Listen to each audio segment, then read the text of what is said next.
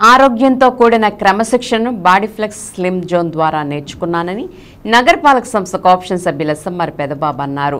2025 నూతన సంవత్సర వేడుకల్లో భాగంగా స్థానిక పత్తేబాద రైతు బజార్ సాయిబాబా గుడి ఎదురుగా ఉన్న బాడీఫ్లెక్స్ స్లిమ్ జోన్లో నిర్వహించిన నూతన సంవత్సర వేడుకలకు ఎస్ఎంఆర్ పెదబాబు ముఖ్య అతిథిగా పాల్గొన్నారు.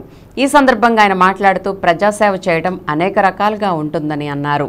అయితే ఎందరికో సేవ ద్వారా ఆరోగ్యం క్రమశిక్షణ అందించడం డాక్టర్ ఎండి షకీల్కే సాధ్యమైందని తెలిపారు. 1975 సంవత్సరం 10 సంవత్సరాల వయసులో కరాటే చెప్పడం ప్రారంభించి కరాటే పట్ల ఉన్న మక్కువతో 1980వ సంవత్సరంలో కరాటే శిక్షణ ఇవ్వడం ప్రారంభించారని అన్నారు.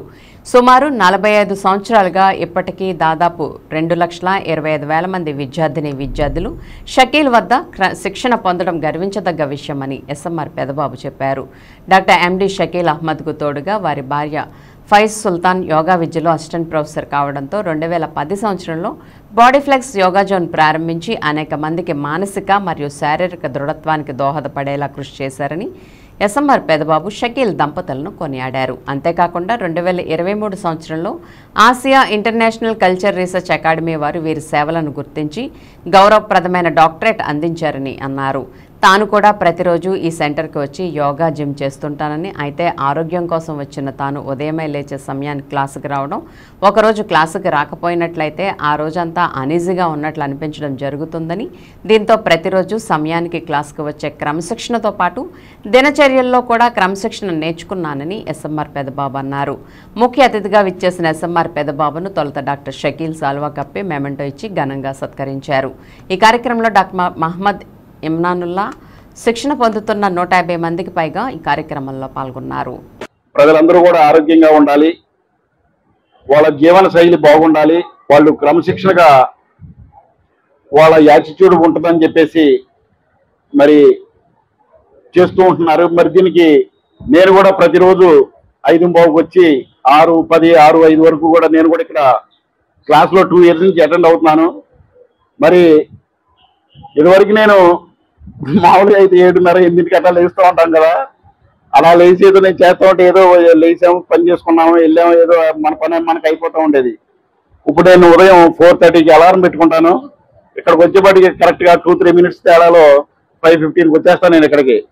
ఆ రోజంతా కూడా ఎంత యాక్టివ్గా ఉంటానంటే నేను 2 years నుంచి నేను ఏదైనా ఊరు వెళ్ళి అర్ధరాత్రి 12, 1 గంట, 2ంటికి వచ్చినా కానీ 4ంటికి లేచి ఇక్కడికి వచ్చేస్తాను.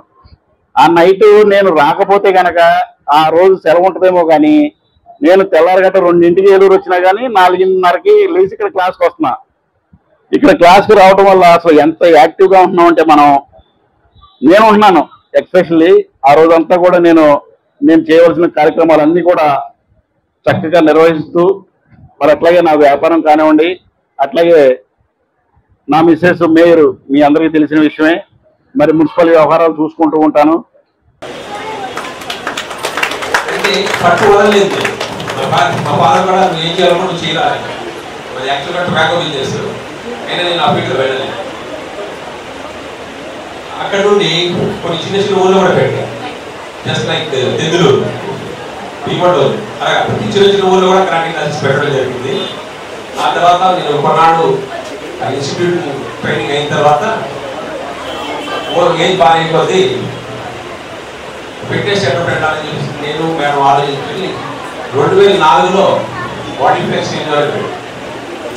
అప్పుడు కూడా అదే పరిస్థితి, మా ఇంటి పైన పెట్టాం. అప్పుడు కూడా అదే దిమ్మటి అవ్వడం తెలియదు ఎవరు కూడా. ఒక నాటు జిమ్ ఉండేది కొత్తపేటలో, ఈ లేటెస్ట్ ఎక్విప్మెంట్ ఎవరు తెలియదు. అది కూడా అదే విధంగా డెవలప్ చేసుకుంటూ వచ్చాం. తర్వాత 2010లో